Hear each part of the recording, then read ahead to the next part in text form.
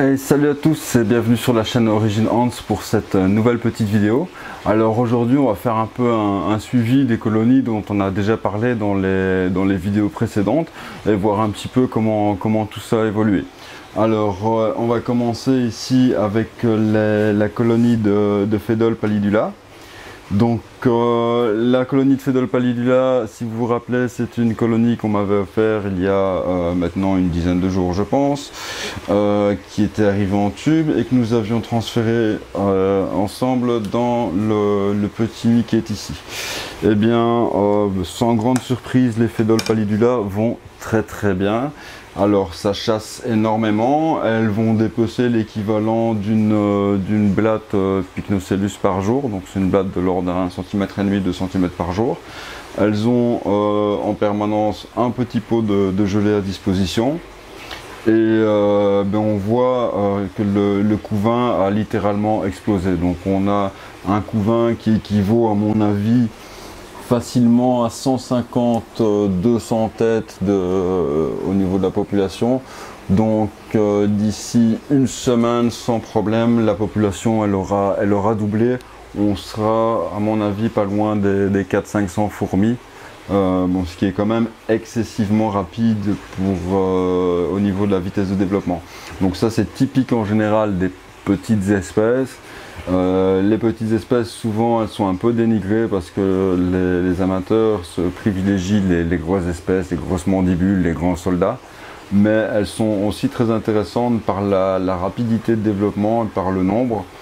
Et là justement en quelques semaines on va très vite avoir réellement cette impression de colonie avec des colonnes de fourmis qui se forment entre le nid et les différents points de nourriture.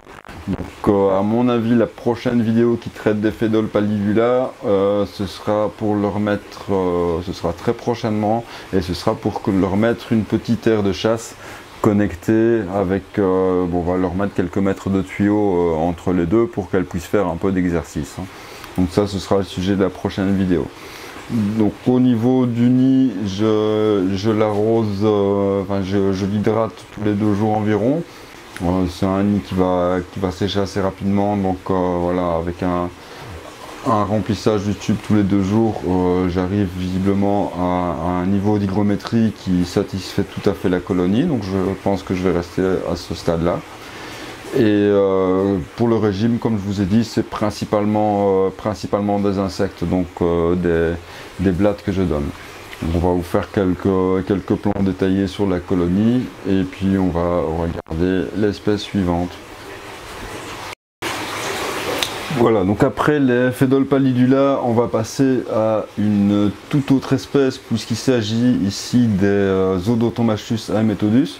Donc ce sont des fourmis de type ponéromorphe, ce sont les fourmis avec les mandibules pièges. Donc elles ont cette particularité d'avoir des mandibules assez développées, qu'elles maintiennent souvent ouvertes à 180 degrés.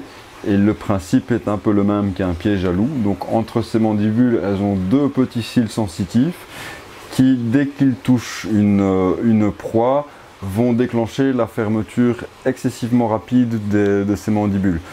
C'est tellement rapide d'ailleurs que ça provoque un petit claquement qui est audible quand les ouvrières sont en train de chasser. Et si elles claquent ces mandibules sur une surface dure, donc sur la vitre par exemple, ou sur la carapace d'un insecte un peu lourd comme une grosse blatte ou autre, elles peuvent être projetées en arrière par le occulte. Donc ça c'est assez impressionnant de ce côté-là. Donc c'est une espèce que je ne maintiens pas depuis très longtemps, c'est une colonie que j'ai depuis quelques semaines seulement, mais je suis très content d'avoir parce que c'est assez différent de ce qu'on peut voir sur les autres espèces. Il y a une grosse particularité aussi, c'est que cette espèce n'est pas capable d'escalader des surfaces lisses. Et ça c'est très intéressant parce que du coup, même sans huile de paraffine, elles sont en fait incapables de grimper sur les vitres et donc incapables de s'échapper. C'est pour cette raison aussi que j'ai dû mettre dans les tuyaux de connexion une petite cordelette pour les aider à grimper, parce que au début sur la vidéo, si vous vous rappelez, j'avais mis les tubes sans corde, et puis quelques heures après la vidéo on s'est dit mais ça c'est bizarre, elle n'arrive pas, elle n'explore pas le milieu, Et puis je me suis rappelé tout bêtement que cette espèce ne savait pas escalader les parois lisses. Donc on a installé une petite cordelette dans chaque tube. Et là, très vite, elles ont commencé à explorer les nouveaux volumes, donc leur nouveau terrarium. D'abord, la petite aire de chasse qui est ici, dans laquelle je leur avais mis à disposition de la gelée. Et il y a de la gelée, un abreuvoir et un insecte, en général 1 ou 2 insectes par jour. Là, en l'occurrence, c'est de la dubia. Donc elles ont sans surprise consommé la gelée, les insectes. Et puis au fur et à mesure que le premier nid a commencé à sécher, parce que je les ai reçus dans ce terrarium qui était un terrarium rempli de substrat qui fonctionne très bien pour la colonie, mais évidemment le souci c'est qu'on n'avait aucune visibilité sur la colo. Donc je me suis dit que j'allais laisser progressivement ce nid sécher. Une fois que ce nid a commencé à sécher, elles ont commencé, comme je l'espérais, à déménager vers leur nouveau nid, donc le nid en pierre reconstituée qui est ici. Donc ça c'est un formicarium tropical, comme ceux que vous pouvez retrouver sur le site. Le lien est évidemment juste en dessous de la vidéo. Donc elles ont très vite colonisé ce nid, on va regarder l'autre face tout de suite après. Alors petite particularité, c'est qu'elles sont en train de construire un petit tunnel avec des débris pour accéder à l'abri des regards, je vais dire, entre la sortie du tuyau de connexion et l'entrée les deux entrées du nid en pierre reconstituée. Donc ce sont 2 terrariums ici, et le nid et l'aire de chasse. 2 terrariums avec, je vous le rappelle, une végétation naturelle qui va se développer à son rythme dans le terrarium. Il n'y a pas de substrat mobile, c'est du substrat fixe, ce qui empêche les fourmis de creuser. Mais cela vous permet malgré tout de cultiver, comme vous le voyez, des petites plantes, des mousses, des micro-fougères ou ce genre de choses. Il suffit pour ça d'hydrater régulièrement et de leur offrir un petit éclairage, type éclairage pour nano-aquarium. Et là vous avez une chouette petite végétation qui se développe. La végétation permet aussi d'intégrer dans ce genre de petit terrarium des composeurs type souche de colambole et souche de petits cloportes tropicaux blancs. Alors ça va avoir 2 rôles. Premier rôle, ça va être un rôle de nettoyeur, parce que ces arthropodes vont se nourrir principalement des déchets de matière organique qu'ils vont trouver dans le substrat. Donc les déchets de nourriture, les déjections, les restes abandonnés par la colonie, tout ça va nourrir ces détritivores. Et évidemment, ces détritivores vont aussi servir de source de nourriture, donc de proie à la colonie d'Odotomachus. Donc c'est d'ailleurs la spécialité, la grande spécialité des Odotomachus, c'est la chasse de ce qu'on appelle la pédofaune. La pédofaune, c'est quoi? C'est tous ces petits arthropodes, colamboles, cloportes, pseudoscorpions, les petits myriapodes, ainsi de suite, qui sont souvent très petite taille et qui vont se développer dans la litière forestière. Donc dans le tapis de feuilles, si vous prenez à cette saison, donc ici on est en la belle saison, on est au mois de mai, si vous prenez une bonne poignée de litière forestière en dessous des arbres et que vous observez ça au binoculaire ou même à la loupe, vous allez très vite constater que là-dedans il y a une quantité phénoménale de petits insectes qui sont donc des organismes qui se nourrissent de la matière organique en décomposition et qui participent au recyclage de la matière organique. Eh bien, les Odotomachus sont spécialisés dans la chasse de ces petits insectes justement. Donc elles ont toujours l'habitude d'évoluer vraiment au niveau du sol. C'est pourquoi cette espèce n'a pas développé la faculté de grimper. C'est pas une bonne grimpeuse, et ce qui fait qu'elles ne savent même pas grimper les vitres. Pourquoi? Parce que dans la nature, elles ne grimpent pas, elles restent vraiment au niveau de la litière forestière où elles vont trouver leur proie favorite, à savoir donc toute la pédofaune, les petits arthropodes de quelques millimètres en général. Souvent ils sont blancs, incolores, parce que ce sont des organismes qui ne voient jamais la lumière du jour, ils sont toujours dans le sous-sol. Et c'est vraiment ça qui va représenter l'essentiel du bol alimentaire des Odotomachus aemetodus et des Odotomachus en règle générale. Donc voilà pour cette petite colonie. On va passer à quelques plans de l'autre face, donc le côté nid du terrarium. Et ensuite on va parler de l'espèce suivante.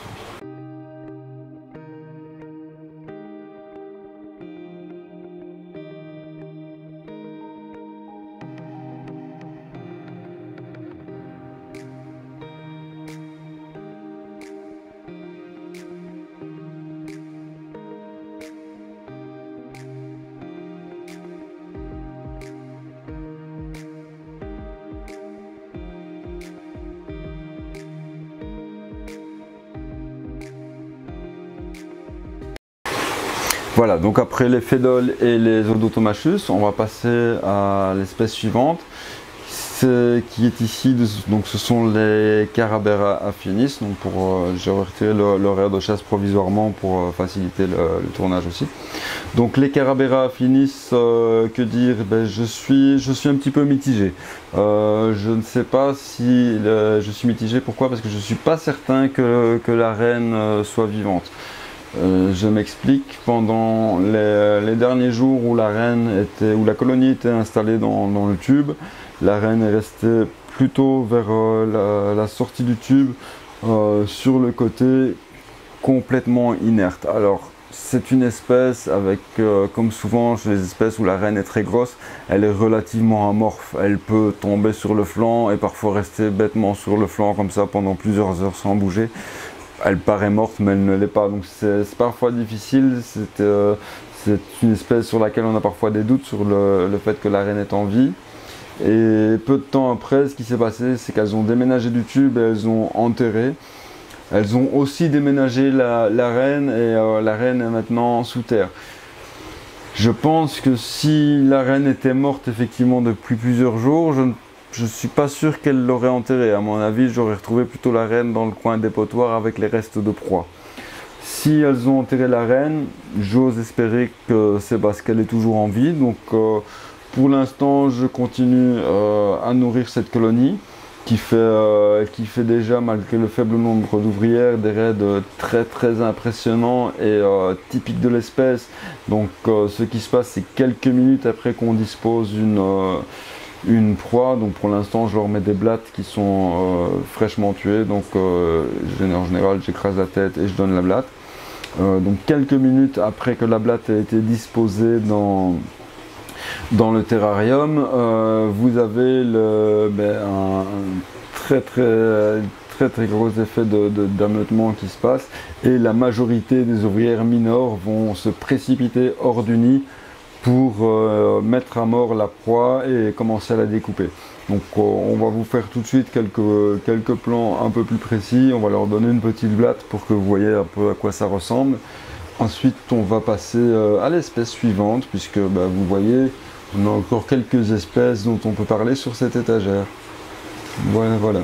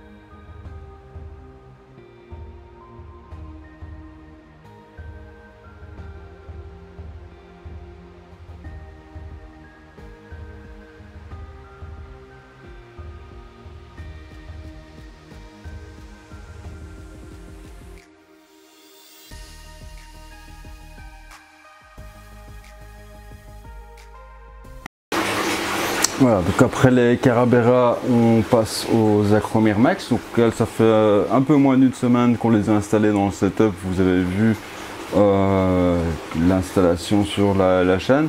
Donc là en gros depuis on n'a rien touché, j'ai juste mis un vieux linge au-dessus pour les maintenir dans l'obscurité, parce que bon la pièce étant quand même assez éclairée, je préfère maintenir la colonie dans l'obscurité. Donc comme vous pouvez le voir, et vous allez le voir tout de suite après sur les plans détaillés, ben, la colonie comme prévu a creusé sous le champignon, ce qui a pour effet d'enterrer le champignon d'une part. Deuxième chose, qu'elles ont fait d'autre, elles ont creusé un tunnel qui part par ici au-dessus, passe là derrière, et qui aboutit là dans le coin à une seconde chambre où elles ont mis aussi une partie du champignon. Donc on a ici un champignon divisé en deux parties.